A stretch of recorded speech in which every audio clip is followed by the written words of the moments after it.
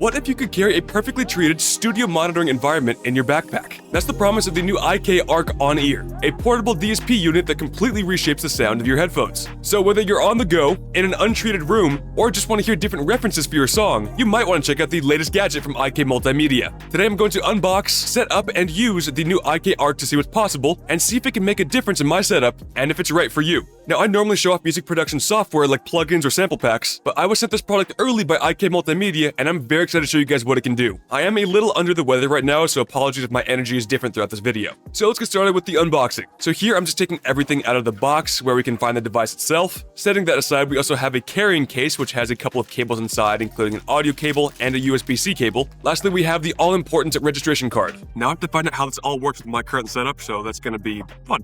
Okay, so I'm going to set the microphone for this part here, as it's actually pretty simple to set up. I was kind of concerned on that being a very complex process, but it looks pretty easy. So I've unplugged my headphone jack right here, my Bare Dynamic DT770s, and first we're going to plug in the analog in, which I will then be putting it into my audio interface. You'll just have to trust me here. This is not easy with the microphone. Then I think it's for the power, plug in the USB-C port to the back of the device, and then on into my computer. Then there's a power switch on the back that we can turn on. Then from there it's going to be very simple, just plugging in the headphone jack to the actual device, and we should be good to go. Let's go ahead and test everything on out. I have sound. We're good to go. This fits flawlessly in my setup right now. It's also very important to mention the two different ways you can connect to the ARC. I'm using it in analog mode by connecting the audio cable into my audio interface. Yes, I also have the USB-C plug into my computer, but that's mainly just for a power source. This means that when it's fully charged, you can take this thing on the go by plugging into any audio source. Alternatively, you can also use it in digital mode by using the USB-C cable, essentially making this your own audio interface. Now for the cost of all that, we're looking at $249 for the intro price and $299 at full retail. And depending on your budget and needs, that could be a pretty penny. So let's see if it can live up to the price tag. Alright, so once I got everything all set up, I went to the card that came in the box to go register it with IKM so I can download the software to control the device. Now, one more thing to mention, I have another video on some software that does something very similar. In that video, I could record the audio from that app on my recording software, allowing you guys to hear any changes. Since this is hardware, unfortunately, I've not found a way where you guys will be able to hear the changes directly, but I will do my best to explain everything that I'm hearing, and it'll still be good for you guys to see what the app can do. Alright, so loading up the app right here, this is the default preset. Everything here is how you'll see it when you first open up the app. And depending on your experience level, this could seem like a lot, but it's actually incredibly simple. So there are 3 buttons on the device itself: calibration, studio, and function, which we can see inside of the app. We have all 3 of these right here. By pressing the studio button on the device itself, we can see that reflected in the app, where we can see where these speakers are supposed to be emulating. Also inside of my headphones right now, this sounds like there's a bit more reverb, which that is part of having an emulation here, but if you don't want that on, we can turn off ambiance and that reverb would now be gone. But leaving that on, we can change the width of these speakers very easily. Also, before we get started with any test, we can select our headphones that we're currently using. I already have mine favorited right there. It's going to be the Bare Dynamic DT770 Pros. Now for this part of the test, I've opened up Epidemic Sounds, some royalty-free music, everybody loves it. What it do? Station wagon, turn the caddy tires, spin off. Can't be scared the thorn from the shoulders. Get off. Call my first. Yeah, 100% sounds fine with me. Okay, so moving on from that, we can now start turning on the virtual speakers mode. This is my personal favorite part of the entire device here, where you can select all different kinds of speakers that will absolutely make a big difference in what you're hearing. In fact, I think these are actually my speakers I'm using right now. Yellow 5, Budgie. Alright, dude, you don't gotta call me out like that. Personally, just pick the best speakers you think resonate the best with you. I love my speakers, so I'll be using the same ones right there. Which now leads us on over to the function button over here. We've got a few different options here. The 3rd button on our device is function, so by pressing that, we have some options on what that will actually do. Which right now we are on mute, so if I press it, I have no more audio in my headphones right now. Even my own studio monitoring, I can't hear myself. Turning that back on, we can go into play and pause. So if I do that, we can actually see it pausing inside of the browser over there too, playing.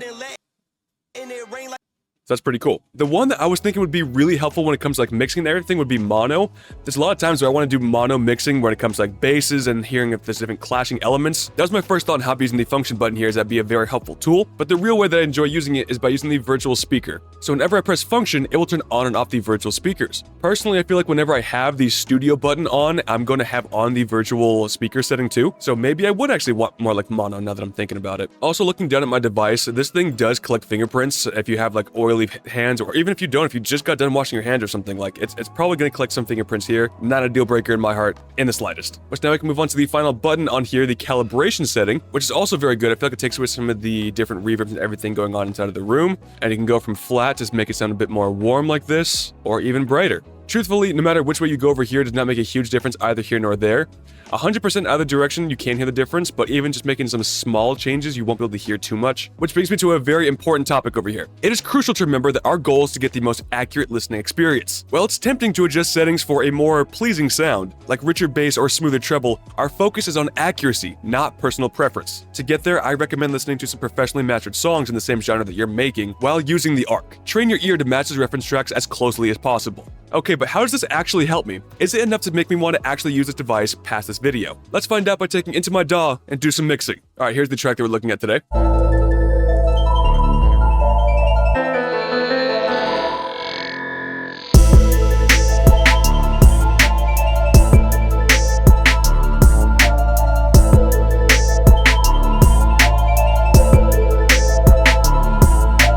Alright, so with the settings we put early in this video, I'm going to completely remix and master this song. Again, you guys probably won't be able to hear exactly what I'm hearing, but I kind of like that. You guys will just hear it for exactly what it is. Also, one last look at these settings I'll be using here for today on this device, on this app.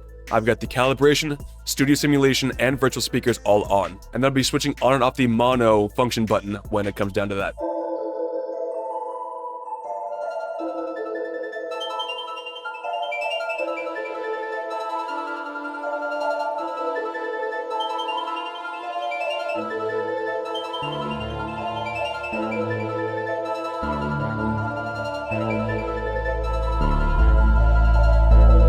The bass sounds so rich.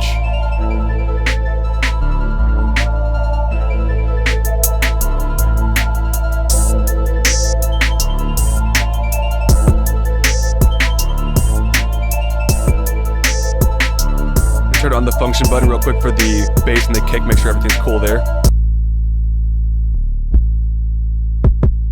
I'm not hearing any clashing, but these two elements here could be clashing. Let's see.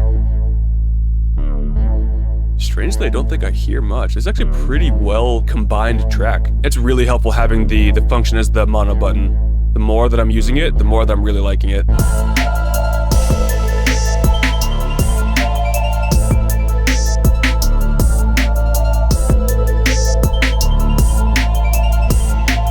Okay.